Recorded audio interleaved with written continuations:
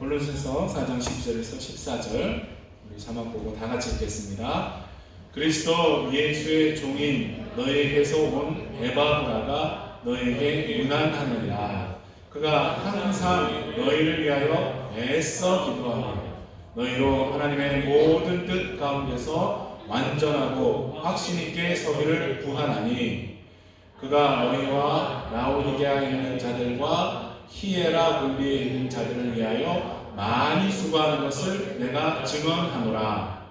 사랑을 갖는 의사 누가와 또 데마가 너희에게 문안하느니라. 아멘. 할렐루야. 어떻게 지내고 계십니까? 날씨가 추워져서 감기 걸리는 분들 많으시죠? 보통 말하기를 감기는 약 먹으면 일주일이면 낫고 안 먹으면 한 7일 정도 걸려서 낫는다, 이렇게 얘기를 하죠. 그러니까 약보다는 몸 자체의 저항력과 회복력이 더 중요한 것 같습니다. 그러니까 감기 예방과 회복에 좋다는 마늘, 브로콜리, 야채, 채소 잘 드시고 가능하면 인스턴트 식품이나 술을 피하라고 늘 말합니다. 술 마신다고 지어가는 것은 아니지만 이 알코올은 먹는 게 아니고 화학 제품이고 독극물에 가깝다, 꼭 기억하시기 바랍니다. 술 한 잔의 의학이라는 책에 이런 내용이 나옵니다. 알코올이 우리 몸에 들어오면 알데히드라는 독극물로 바뀌고 그 후에 아세트산이라는 것으로 바뀐다고 합니다. 그런데 한국 사람, 중국 사람들 중에 이 효소가 부족한 사람들이 많답니다. 그래서 술 먹었을 때 바로 얼굴이 빨개진 사람은 그 효소가 부족한 것이고 A급 발암 물질의 혈중 농도가 높아져서 그렇게 되는 것입니다. 그리고 다음날 숙취 현상이 나타나는 것도 그 발암 물질에 의한 급성 노화 현상이라고 합니다. 그러니까 술 드시는 거 제가 쫓아다니면서 막을 수는 없지만 일찍 늙고 싶은 분은 마음대로 하시기 바랍니다. 하나님 주신 우리 이 귀한 몸을 열심히 관리를 해도 주신 사명 다 감당하기 어려운데 수십 가지 발암물질이 들어있는 담배 연기로 폐를 채우거나 이 독극물인 알코올로 간과 뇌를 상하게 하면 되겠습니까? 알코올성 치매라는 거 있죠? 여러분 몸은 여러분 것이 아님을 기억하시기 바랍니다. 그리고 술 취하지 말고 성령 충만하는 말씀을 꼭 기억하시기 바랍니다. 우리가 먹는 것이 우리를 만든다는 이 진리를 잊지 마시고 몸에 좋은 것들 열심히 챙겨서 드시기 바랍니다. 또 정서적으로 좋은 것들 가까이 하시고 무엇보다 영적 양식인 하나님의 말씀을 잘 섭취해서 영적인 강건한 우리 모두 되길 바랍니다. 우리 자녀손들도 성경 말씀을 잘 섭취해서 전 인격적으로 건강한 사람들 되기를 축원합니다. 아멘. 오늘 서론이 좀 긴데 그래도 요건 나누고 가야 됩니다. 지난 6일이 한국에는 현충일이었죠. 한국은 전쟁 때 약 300만 명 이상이 사망 혹은 실종되었다고 말합니다. 서울과 대전에 큰 묘지들에 한 20만 명 정도 묘가 있으니까 나머지는 다 전국에 흩어져 있는 것이죠. 요즘도 70년 전에 전사한 군인들의 유해가 발굴이 되고 있습니다. 한국이나 호주나 이렇게 나라를 위해 헌신한 분들 덕분에 우리가 자유를 누리고 무엇보다 신앙의 자유를 누리고 있는 줄로 믿습니다. 전 세계적으로 신앙의 자유가 없는 나라들이 많지 않습니까? 우리들은 이 신앙의 자유가 얼마나 귀한 것인지 절대 잊으면 안 되고 우리 자손들에게도 잘 가르쳐줘야 할 줄로 믿습니다. 이런 말하면 모든 종교가 서로 대화하고 협력하는 이런 시대에 무슨 소리냐 라고 말할 사람이 있지만 세계적으로 약 3억 명 이상의 사람들이 기독교인이라는 이유로 박해를 바로 지금 받고 있다는 것을 우리가 잊으면 안 될 것입니다. 아프가니스탄 같은 나라는 탈레반이 정권 잡으면서 박해가 심해졌고 나이지리아 같은 나라는 2020년, 2021년 매년 3,000명 이상이 기독교인이라고 죽임을 당했다고 합니다.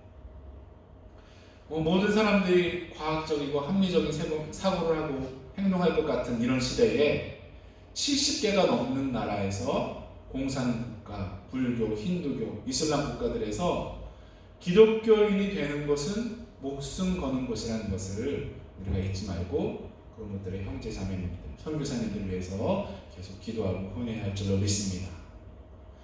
그런데 전에 말씀드렸던 이 차별금지법 이런 것이 악용되면 바로 이 땅에서도 교회가 박해받을 수 있다는 것을 유의를 해야 합니다. 여러 번 말씀드렸지만 성경에서 동성애가 죄라고 말한다라고 설교를 하면 벌금형을 받거나 구속되는 날이 올지도 모릅니다. 우리 기독교인들이 경각심을 가지고 기도하고 정치적으로도 목소리를 내야 할 것입니다. 저도 좀 그렇지만 많은 기독교인들이 정치에 별로 관심이 없죠.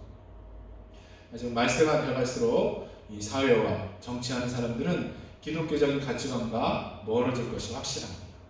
아직까지는 괜찮지만 언제 기독교의 적대적인 세력들이 권력을 잡을지 모르니까 너무 늦기 전에 기독교인들이 정신 차리고 기도하면서 다가올 미래를 준비할 줄로 믿습니다.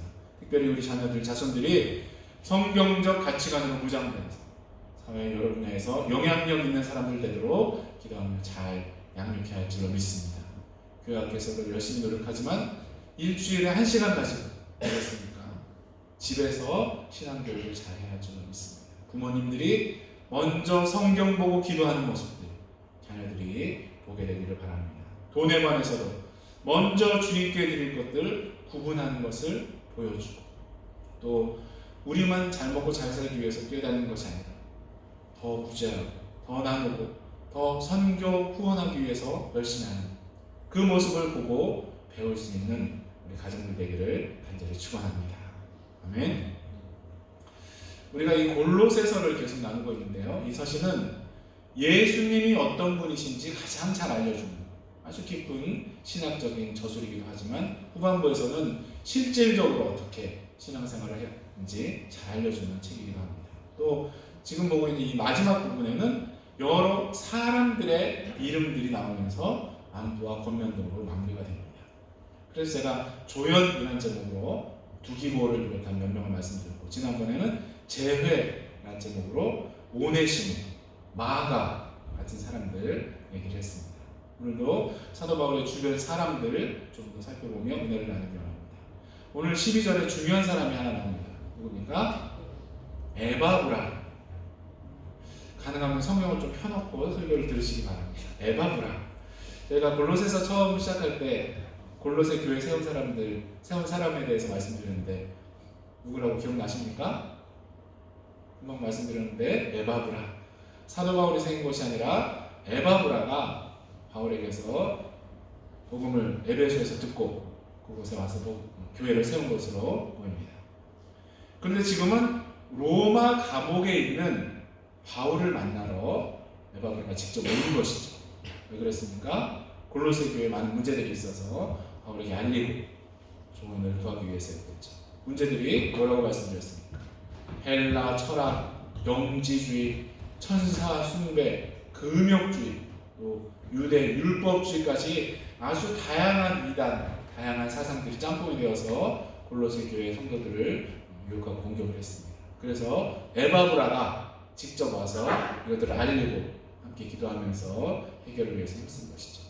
바울은 이런 문제들에 대해서 모든 신학적, 실질적 가르침과 권면들을 편지에 적었습니다. 그 덕분에 우리가 이렇게 귀한 진리 가르침을 받지 않습니까? 감사한 것이죠. 만약에 이 에바브라가 소심하고 내성적인 사람이었다면 그냥 편지로 이런 것 알리고 조언을 구했겠죠. 지금처럼 이렇게 여행이 쉬운 것도 아닌데 로마 감옥까지 직접 찾아온 것을 보면 그는 상당히 적극적인 사람이다라고 생각이 됩니다. 그뿐 아니라 그는 아주 외향적이고 에너지도 많은 사람이다라고 생각이 되는데 왜냐하면 그는 세 지역의 교회를 돌보고 있었기 때문입니다. 어디 나옵니까? 13절에 나오죠. 골로새, 라오디게아, 히에라, 볼리. 성경을 좀 펴놓으시라니까요. 골로새, 라오디게아, 히에라, 볼리. 아니 한 교회를 돌보는 것도 쉽지 않은데 이 세 도시의 교회를 순회하면서 돌본다는 것은 엄청난 에너지와 열정이 있지 않으면 불가능할 것입니다. 바울도 그가 너희를 위해 많이 수고한다 라고 증언을 하고 있고 12절에도 그가 항상 너희를 위하여 애써 기도한다 라고 말을 하고 있습니다. 이렇게 말씀드리는 것은 그가 슈퍼맨이라고 이렇게 칭찬하는 것이 아니라 사람들은 다 성향과 능력이 다르다는 것을 말씀드리는 것입니다. 사람들 다 다르죠? 똑같은 사람 있습니까? 아주 똑같아 보이는 일란성 쌍둥이도 다른 것이 있답니다. 홍채, 지문, 입술 지문이 또 있어요. 입술 지문, 그리고 정맥의 패턴 이런 것이 다 다르다고 합니다. 제가 미국에 잠깐 있을 때는 텍사스에 있어서 그런지 많은 민족을 못 봤는데 제가 호주에 처음 떨어져서 멜번의 서던 크로스 앞에 광장에 딱 나갔거든요. 정말 인종 전시장 그 말이 거기에 적용이 되더라고요. 요즘도 몰에서 이렇게 제가 청소를 하다 보면 정말 세계 거의 모든 인종을 보는 것이 아닌가 그런 생각이 듭니다. 그러면서 무슨 생각이 드냐면 하나님 참 재미있으셨겠다 라는 생각이 들었습니다. 저렇게 다양한 인종을 만드시고 또 같은 나라 같은 민족이라도 하나하나 다 다르게 각자 귀엽고 예쁜 구석들을 하나씩 주시면서 참 재밌지 않으셨을까 생각을 해봤습니다. 한국 찬양 중에 토기장님이라는 좋은 찬송이 있는데 제가 가사를 좀 소개해드리겠습니다. 내가 너를 빚었단다. 나는 너의 토기장이. 내가 너를 만들면서 얼마나 기뻐했는지. 너의 눈을 만들면서 너에게 눈을 못 댔지. 얼마나 사랑스럽든지 지금도 기억한단다. 너의 손을 빚으면서 하나하나 세워봤지. 이 세상 너밖에 없는 지문을 넣어주면서 너의 심장을 빚으며 호흡을 불어넣어줬지. 너의 첫 심장 소리를 들은 그날을 잊을 수가 없지. 혹시 세상이 말하는 미남 미녀 기준과 내가 다르다고 실망하거나 자기를 사랑하지 않는 분 계십니까?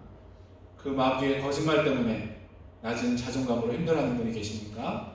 우리는 하나님의 벌작품인 줄로 믿으시기 바랍니다. 만약에 피카소의 그림을 르네상스 시대 사람들이 봤다면 괴물이다 라고 했을 것입니다. 그런데 좀 이상해 보이기도 하는 그런 그림들을 피카소가 그렸기 때문에 걸작이 되고 엄청난 가치의 작품이 되는 것이죠. 그것처럼 우리도 어떤 사람이 볼 때 좀 예쁘지 않다라고 말을 해도 우리는 우주 최고 예술가이신 하나님의 작품이기 때문에 귀하고 아름다운 줄로 믿으시기를 축원합니다. 세상이 말하는 기준이 아니라 성경이 말씀하는 진리 가운데 우리의 존재 가치를 찾으시기 바랍니다. 아멘. 스바냐서 3장 17절 다 외우시고 우리 자녀들에게도 이건 찬송으로 가르치면 좋을 것 같습니다. 스바냐서 3장 17절 이런 찬송이 있습니다. 너의 하나님 여호와가 너의 가운데 계시니 그는 구원을 베푸실 전능자시라. 그가 너로 말미암아 기쁨을 이기지 못하시며 너를 잠잠히 사랑하시며 너로 말미암아 즐거이 부르며 기뻐하시리라. 아멘. 이렇게 찬송으로 외우면 죽을 때까지 안 잊어버린다고 하죠. 치매 걸리신 분들도 주일학교 때 외운 찬송을 부르는 것을 제가 봤습니다. 하나님 말씀과 찬송을 마음 깊이 새기는 우리와 우리 자손들 되길 바랍니다. 하나님이 이렇게 사람들을 다 다르게 만드시고 각자 다른 장점과 재능들을 주셨는데 마귀는 그것을 파괴하려고 하죠. 가끔 이 북한 같은 전체주의 국가에서 어떤 행사 아니면 군대 행진 이런 거 보면 소름이 끼치지 않습니까? 사람이 아니라 어떤 기계 부속품처럼 착착 맞아서 돌아가죠. 바로 그것이 마귀가 원하고 강요하는 것이라고 생각합니다.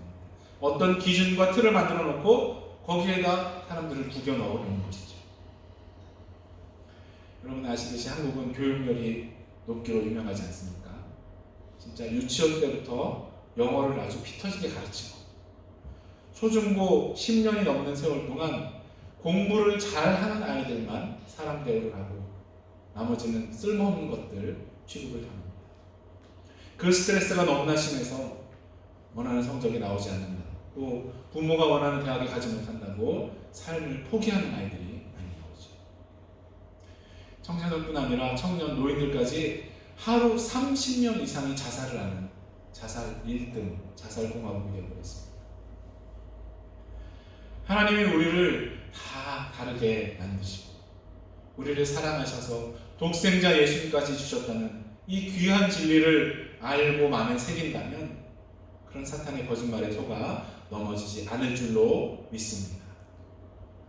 또 교회 안에서도 서로 조금씩 다를 수 있다는 것을 인정하고 받아들이는 것이 중요하다고 생각합니다. 많은 사람들이 교회에서 상처받고 떠나는 것이 목회자나 지도층의 어떤 선입견이나 성경적이지 않은 것들을 강요해서 하는 게 있습니다. 얼마 전에 어떤 교회 목사님이 전도사들을 강단에 올려놓고 헤어스타일들이 잘못됐다라고 말하는 그런 것이 큰 논란이 되었습니다. 신앙생활도 컬러가 다양하지 않습니까? 어떤 분은 하루에 막 1시간 이상 기도 안 하면 큰 죄를 짓는 것으로 생각하고 어떤 분은 정해진 성경을 읽지 못하면 죄책감에 빠집니다.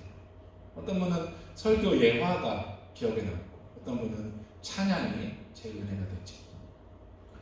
하나님도 정말 다양한 방법으로 은혜를 주신다고 믿습니다. 그러니까 저 사람이 나같이 신앙생활 안 한다고 정죄하면 안 될 줄로 믿습니다. 성경에 나오는 사람들 다 다르고 예수님 제자들이나 사도 바울 그리고 그 동역자들 봐도 다 부르심이 다르고 하나님 나라 역할이 다 달랐습니다.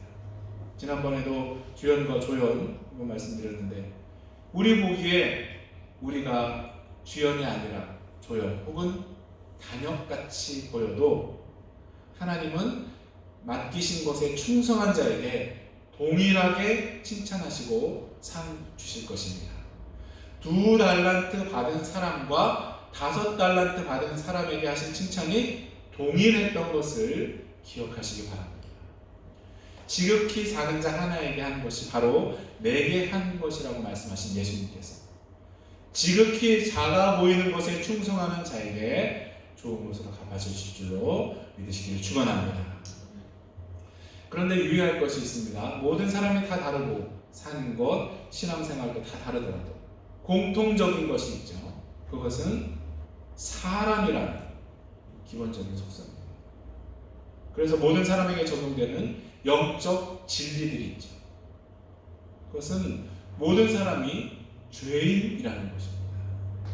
또 외울 말씀이 있죠. 로마서 3장 23절 모든 사람이 죄를 범하였음에 하나님의 영광에 이르지 못하느니 모든 사람은 아담과 하와의 원죄 아래 태어나면서부터 죄인으로 태어남을 절대 잊지 말아야 합니다.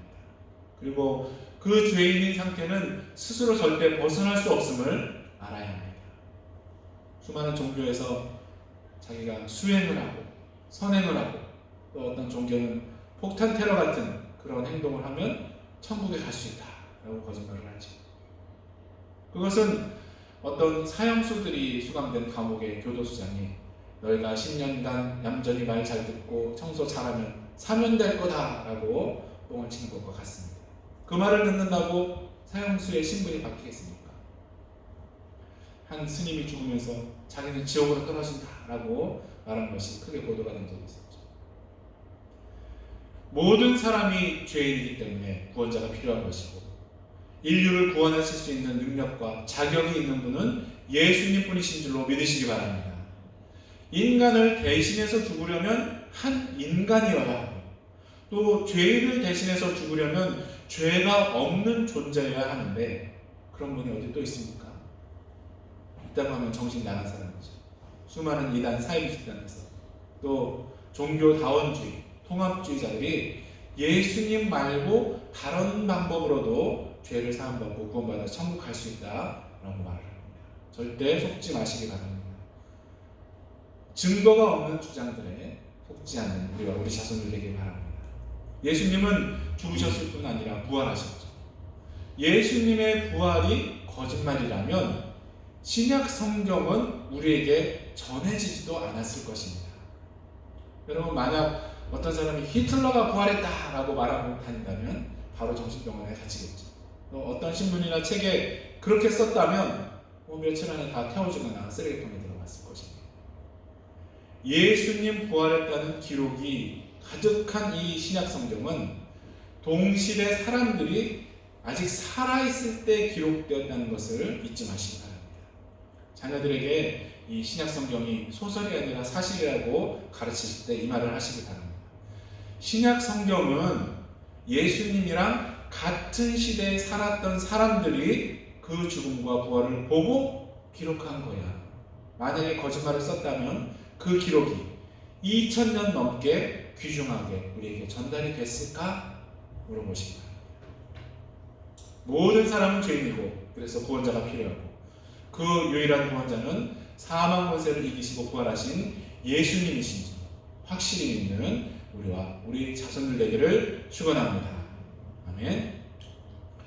마지막으로 누가와 데마에 대해서 잠깐 살펴보고 마치겠습니다. 14절에 누가를 뭐라고 소개했습니까? 누가? 사랑을 받는 의사 누가. 누가는 의사인데 이 신약의 중요한 책 두 권을 썼습니다. 뭐죠? 누가가 당연히 누가복음을 썼고 또 사도행전을 썼죠. 이 사도행전 대단한 책입니다. 예수님이 부활하신 후에 40일 동안 사람들을 만나셨다는 그 기록부터 시작해서 초대교회의 선교와 부흥의 역사를 아주 자세하게 기록을 해놓은 책입니다. 지금처럼 아마 의사는 돈 잘 벌고 편하게 살 수 있는 직업이었을 것입니다. 그럼에도 불구하고 누가는 바울과 늘 동행을 하면서 온갖 고생을 같이 간질인지 안질인지 고질병이 있는 바울을 곁에서 늘 돌봤고 이제는 감옥에까지 같이 있습니다. 디모데후서 4장에 나오듯이 그는 끝까지 바울의 곁을 지킨 정말 사랑을 받는 의사자 동역자요 친구였을 것입니다. 우리 모두가 이런 삶을 살면 얼마나 좋을까요? 하나님 나라의 쓰임을 받되 자기 달란트들 충분히 발휘 또 주의 종들 성도들에게 사랑받는 동역자와 친구들 되면 얼마나 좋겠습니까? 이런 소망을 품고 기도하면서 성령님의 인도하심을 잘 순종하는 우리 모두 되기 바랍니다. 아멘. 그런데 누가 반대로 대마는 이상한 기록이 나와 있습니다. 디모데후서 4장 11절에 대마는 이 세상을 사랑하여 나를 버리고 데살로니가로 갔고 라는 구절이 나옵니다. 이 대마는 빌레몬서에서도 바울의 동역자라고 소개가 되어 있는데 왜 이런 기록이 후에 남았을까요? 그는 원래 데살로니가 출신이라고 보는데 그 이름의 뜻이 대중의 떡, 인기, 통솔 혹은 통치자라고 말을 합니다. 그러니까 원래 그 지역에서 꽤 유명하고 인기가 있었던 지도자 계급이었을 것이라고 생각을 하는 것이죠. 그런데 이 바울이라는 사람이 놀라운 가르침과 능력으로 큰 인기를 얻으니까 그 팀에 합류를 했을 것입니다. 사도행전 19장에 이런 구절이 나옵니다.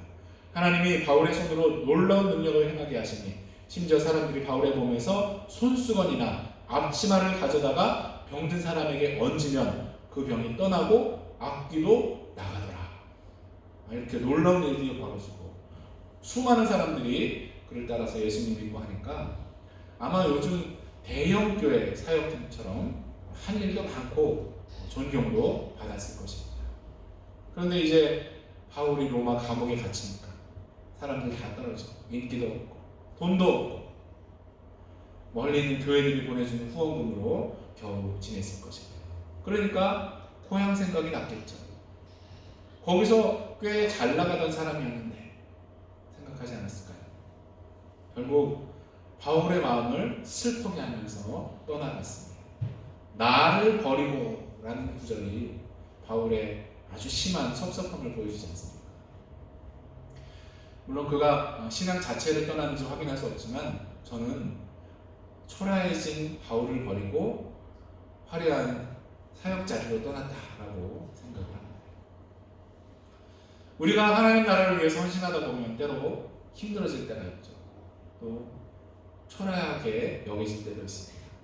어려운 나라에 선교사로 가지 않아도 구제나 선교를 위해서 힘써 헌금하다 보면 내가 먹고 싶은 거, 입고 싶은 거 다 못할 수도 있죠.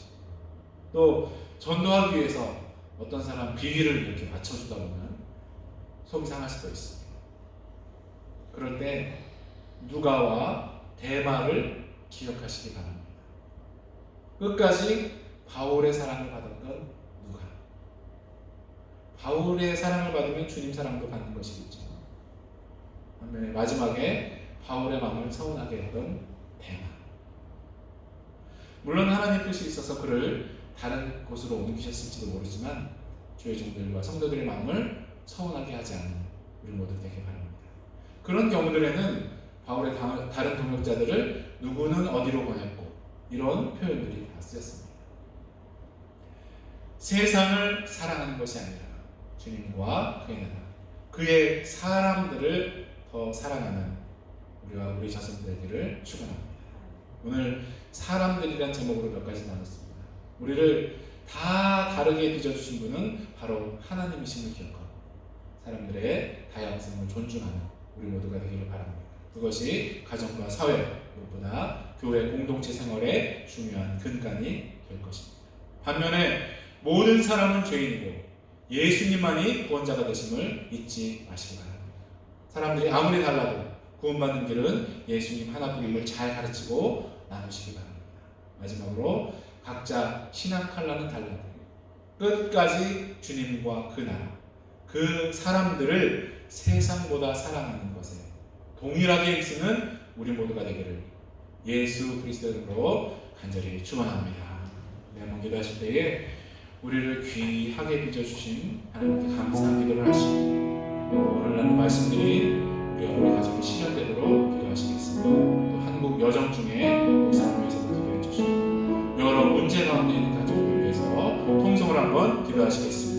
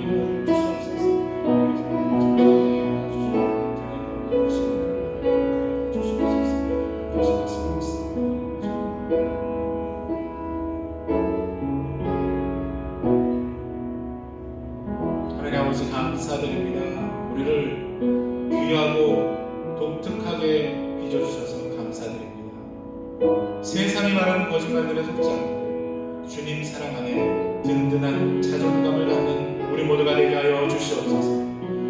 다 다른 사람들의 인격과 신앙을 존중하며 살게 도와주시고 주님을 사랑하고 주님의 사람들을 사랑하는 것은 동일하게 힘쓸 수 있도록 인도하여 주시옵소서. 함께 하신 것을 믿고 감사드리며 예수님의 이름으로 기도드립니다. 아멘. 다 같이 일어나셔서 찬송가 425장 찬송하시겠습니다.